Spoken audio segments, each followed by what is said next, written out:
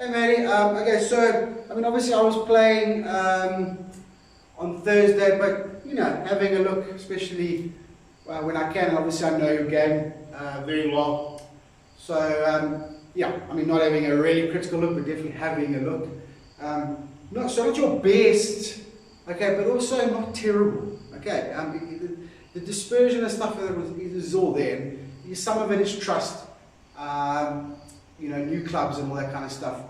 But yeah, generally off the tee, which is often where your game first goes, or gets messy and wild off the tee. It didn't get wild. A couple that you didn't absolutely strike or whatever, but it's not wild. It's there, it's in play.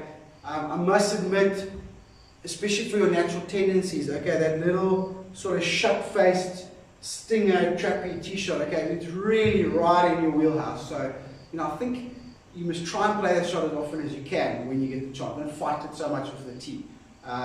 Obviously, off the fairway and stuff, it's not going to work. All right. So in terms of what we're trying to do, especially in the beginning, and you've got to be more on top of this, right? So especially in the beginning, maybe it's a little bit of angles, maybe it's a little bit you're not loose enough, maybe it's a little bit tight in the hands. Okay, it's hard to say, but basically that backswing obviously face a little bit shut.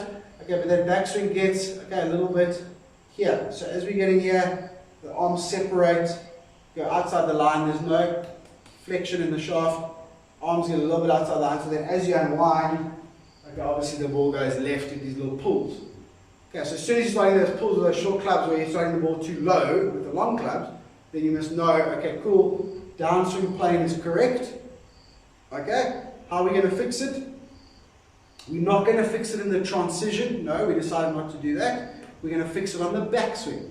Okay, so the backswing's got to go deeper with the arms, not out here, deeper. Okay, and then that right hand has to flex. We need that flexion in the right hand to load the shaft, but also get the club head on plane. We can't have that club head there. The club head must be on plane. Okay, so you've got to soften it, get a little deeper. Okay, now you might have to go a bit wider in order to allow yourself to get deeper. Okay, but we've got to get ourselves into that position and not into that position. But yeah. Yes. No. Okay, so yours is a little bit of a... Okay.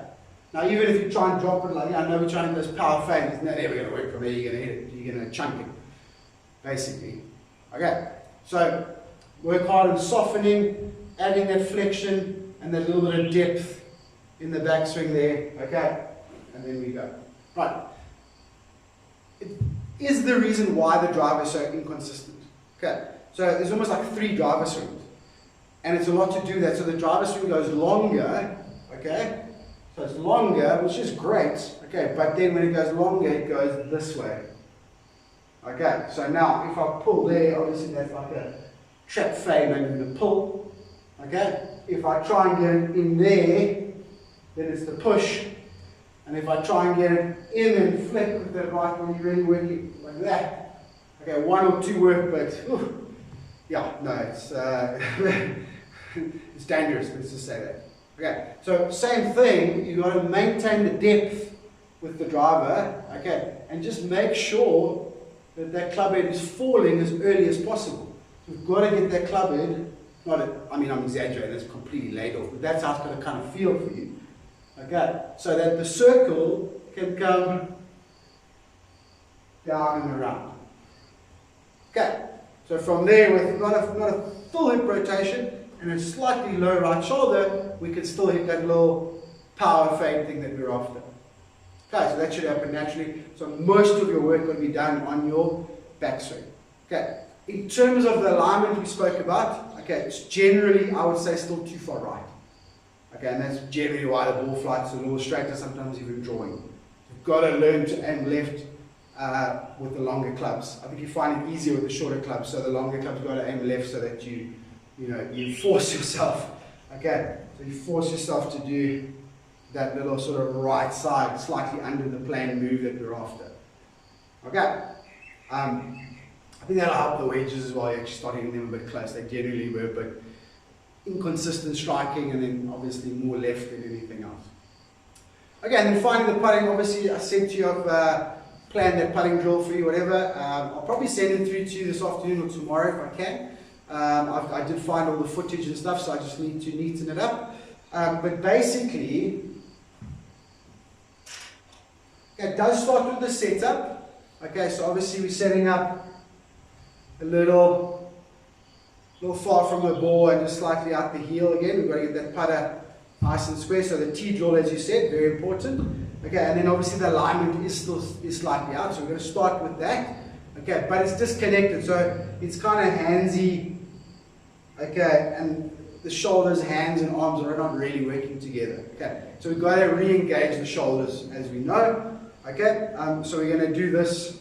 Okay, where you put this pivot point on the putter. Okay, obviously I can't do it now, but I'll show you in the video.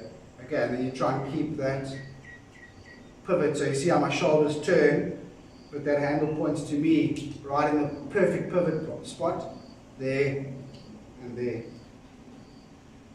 Okay, at the moment you kind of a little bit, see where that pivot there is, whatever, and then from there it's a little bit, you know what I'm saying? Okay, so it's just not quite there, we'll figure it out, but that's the drill. So, probably why the belly putter felt so good to you, because it's a forced pivot point, isn't it? Okay, so we just got to re-find our pivot point with this touch and visualization of our normal putting stroke, or our normal sort of right-hand style of putting. Okay, so yeah, that's it. A little bit of work to do on each thing, as we normally do. So not quite as good and sharp and whatever as it was 2 weeks ago. Okay, but that's what happens. We know exactly how to get it back now. We know what our journey is. We know what our focus points are, and we just go back to that. Okay, talk to you soon.